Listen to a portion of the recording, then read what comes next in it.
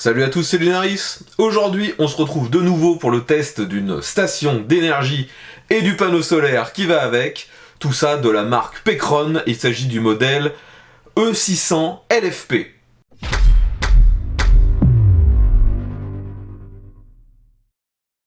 Donc les amis, si vous suivez ma chaîne depuis longtemps, vous avez déjà vu de nombreux tests de produits de ce genre.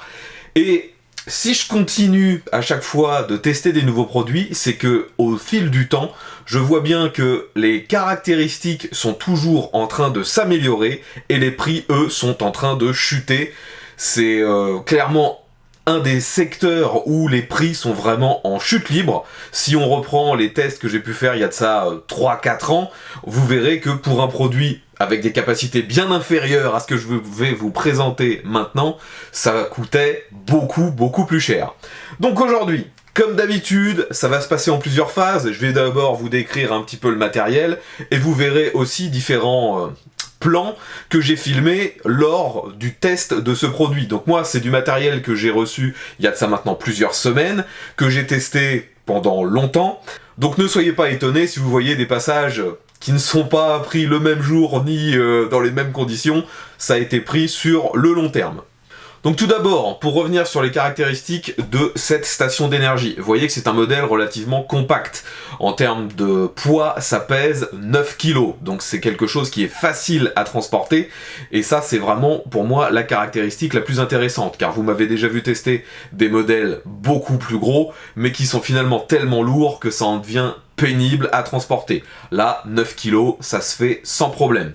Donc, sur ces 9 kg, on a bien sûr un dispositif qui est capable de sortir du 230 volts, on a aussi tout un tas de ports USB, port 12 volts, on a même une recharge par induction juste au-dessus, donc comme d'habitude c'est relativement complet. Je dirais que la seule fonction dont ce produit n'est pas équipé, c'est la fonction de lampe LED. Beaucoup d'autres concurrents proposent cette fonction.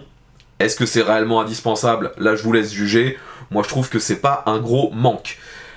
Maintenant, en termes de capacité électrique, donc là-dedans il y a bien sûr des batteries lithium fer phosphate si je me trompe pas. Vous pouvez emmagasiner un petit peu plus de 600 Wh, donc ça c'est la quantité d'énergie. Et en termes de puissance, vous avez une puissance maximum qui va jusqu'à 1200 watts, et il est même donné pour une puissance de crête allant jusqu'à 2400 watts. Et une caractéristique qui est hyper intéressante sur les nouveaux modèles de ce genre, c'est le temps de recharge. Avant, une batterie de ce genre, il fallait au moins 5-6 heures pour la recharger. Maintenant, celle-ci se recharge uniquement en 2 heures avec l'adaptateur secteur. D'ailleurs, je vous montre les images lorsque j'ai fait la première recharge. Donc actuellement, je suis en train de recharger la batterie avec l'adaptateur qui est fourni. Donc vous voyez que c'est quand même un boîtier relativement gros.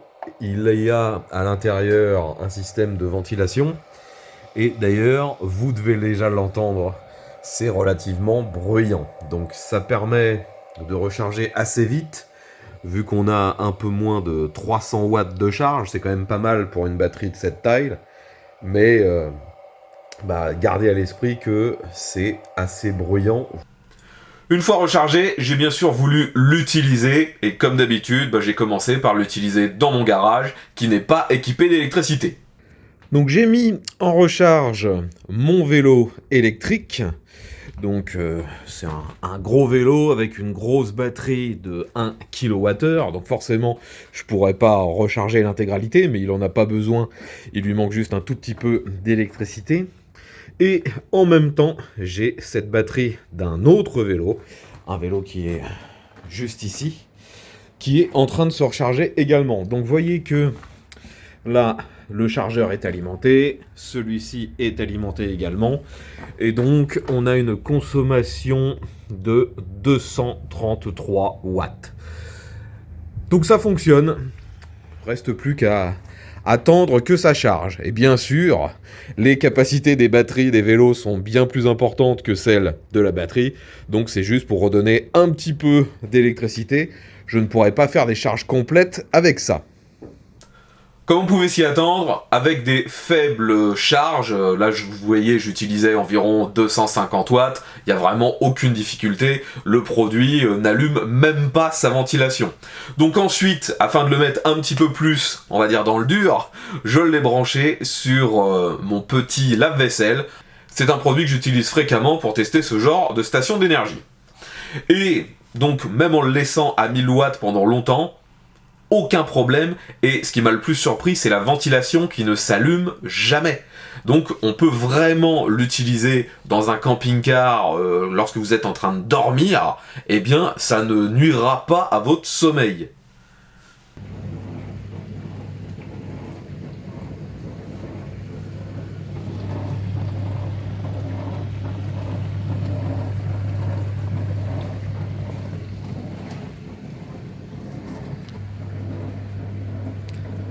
Donc on nous indique aussi qu'en restant à une charge comme ça, donc un peu en dessous des 1000 watts, on a environ une demi-heure d'autonomie. Donc c'est en... La graduation n'est pas forcément claire, parce qu'on se dit 0,52 heures. C'est pas 52 minutes, c'est 0,5 heures, donc 30 minutes. Donc maintenant qu'on a vu que ce produit était parfaitement fonctionnel, il a bien sûr fallu que je teste également le panneau solaire. Et ça a été la partie peut-être la plus difficile pour moi, parce que on est en Normandie, en hiver, et actuellement c'est plutôt les trompes d'eau en permanence, donc c'est très très difficile de trouver un jour de beau temps. Néanmoins, j'ai fini par le tester, je vous montre le résultat. Donc les amis, en même temps que cette batterie, Pecron m'a envoyé un panneau solaire, un panneau assez balèze, vu qu'il s'agit d'un modèle qui peut délivrer jusqu'à 200 watts. Je viens de l'installer ici, donc face au soleil. Aujourd'hui, on a de la chance, il fait quand même relativement beau. Donc, voyons combien ce panneau en plein soleil permet de produire une après-midi au milieu du mois de mars. Donc... Alors malheureusement, c'est assez difficile à voir. Donc là, vous voyez bien que ça recharge. Je sais pas si la caméra a réussi à voir quelque chose. Et malheureusement, ça produit que 15 watts. C'est très très faible par rapport à la capacité théorique. Donc je vais essayer de le replacer. Parce que là, il est peut-être un peu trop à la verticale. Pourtant, le soleil est logiquement face à lui. Là, on voit que ça augmente à un peu plus de 20 watts. Maintenant, une trentaine. Ah, je vais peut-être attendre un peu. Parce que j'ai l'impression, en fait, que le souci avec cet écran, c'est qu'il est assez long à actualiser les infos. Donc, je vois maintenant que ça arrive à un peu plus de... Enfin, à peu près 60 watts. Donc, je revérifie d'ici quelques secondes. Là, vous voyez, ça continue de monter. 90, 100, 105. Bon, on voit le truc évoluer en temps réel. 120, 130. Va-t-on réussir à monter jusqu'au 200 théorique? 140. Putain, pour l'instant, là, ça monte bien. 143. Ouais, si ça reste stable à 143, ça serait déjà pas mal, vu qu'on est encore en hiver. Ça fait maintenant un petit quart d'heure que j'ai laissé tout le matos en place afin d'être sûr que ce soit bien stabilisé. Donc vérifions maintenant la puissance que ça restitue. Donc vous voyez que le petit problème déjà, c'est qu'il y a un peu d'humidité dans l'écran. Donc ça fait que c'est le truc assez peu lisible.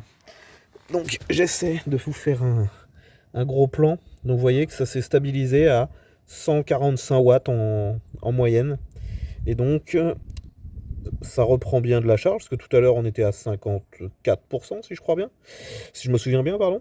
Et donc ça nous dit que là il nous reste un peu moins de 2 heures avant que ce soit rechargé complètement, ce qui confirme bien la capacité de la batterie, 600 Wh. Donc logiquement, si vous êtes vraiment dans les meilleures conditions, vous pouvez recharger avec le panneau solaire en 3-4 heures. Donc c'est quand même pas mal. Et surtout, il faut avouer que je suis assez surpris par la qualité générale du matériel. J'ai déjà pu sur ma chaîne à plusieurs reprises tester des panneaux solaires pliants comme ça. Celui-ci a l'air vraiment d'une très très bonne qualité. Tout le matériel ne fait pas du tout quincaille. On a un système ici de fermeture avec un aimant. Donc au début je me demandais mais comment ça s'ouvre, comment ça se ferme. En fait c'est tout simple, c'est un système aimanté, donc ça c'est super bien. Que je vous montre rapidement, derrière on a des supports, et contrairement aux concurrents qui mettent des systèmes de fixation à scratch, là ce sont des petites, des petits boutons pression. Donc personnellement je trouve que c'est bien mieux pour la durée de vie. Et concernant les câbles, vous voyez que c'est du standard, hein. C'est le même genre de connectique qu'on a sur quasiment tous les panneaux solaires. Et bien sûr, avec cette batterie est fourni l'adaptateur afin de pouvoir recharger en courant continu. Donc, de nouveau, je suis vraiment assez surpris par l'ensemble de ce matos, surtout quand on voit le prix auquel c'est vendu. Donc les amis, de nouveau, afin de mettre au défi ce matériel, voir jusqu'où ça peut aller, donc je vais le laisser en recharge, donc avec le panneau solaire.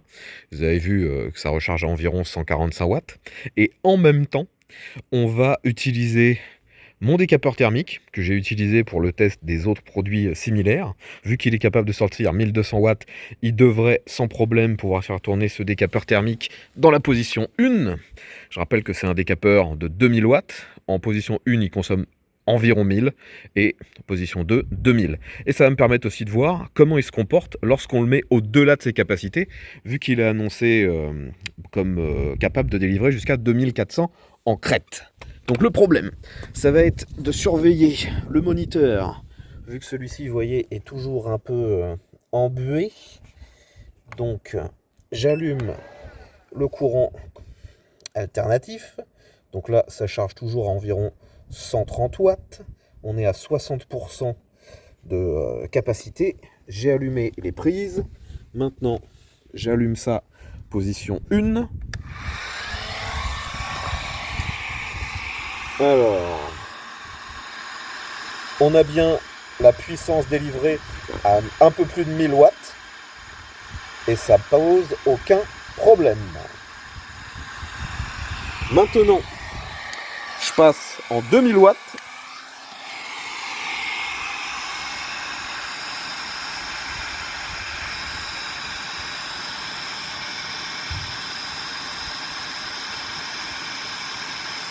Alors j'arrive pas à lire ce qui est indiqué.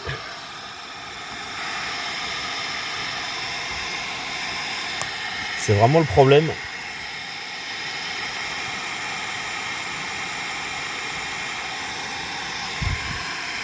En fait, il stabilise à 1400 watts.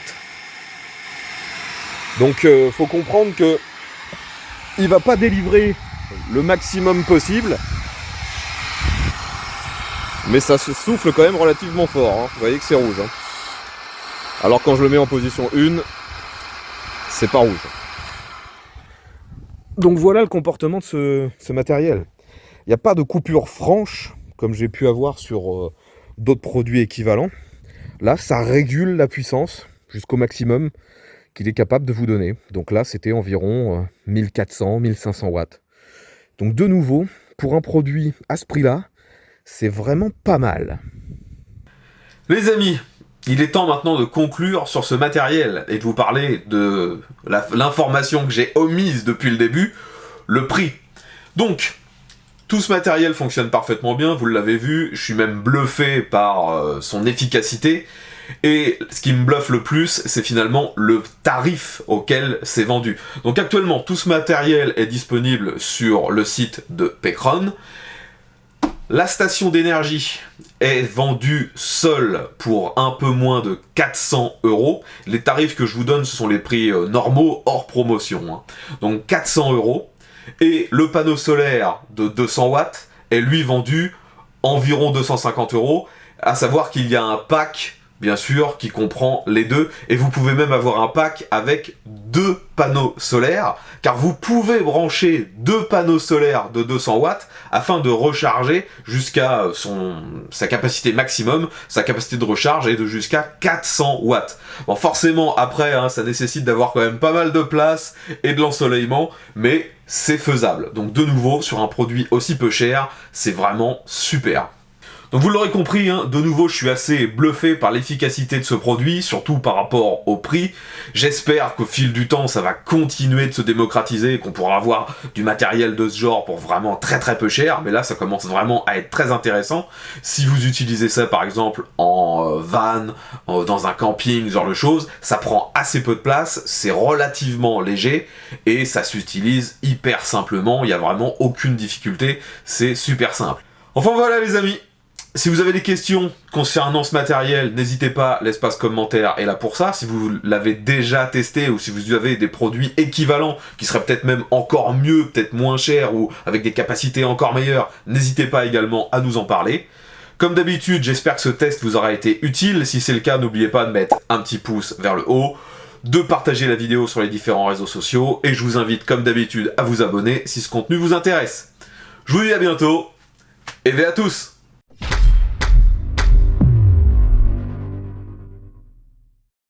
Concernant l'écran et les petits problèmes que j'ai pu avoir sur la condensation, je m'aperçois uniquement maintenant que il y a une protection dessus.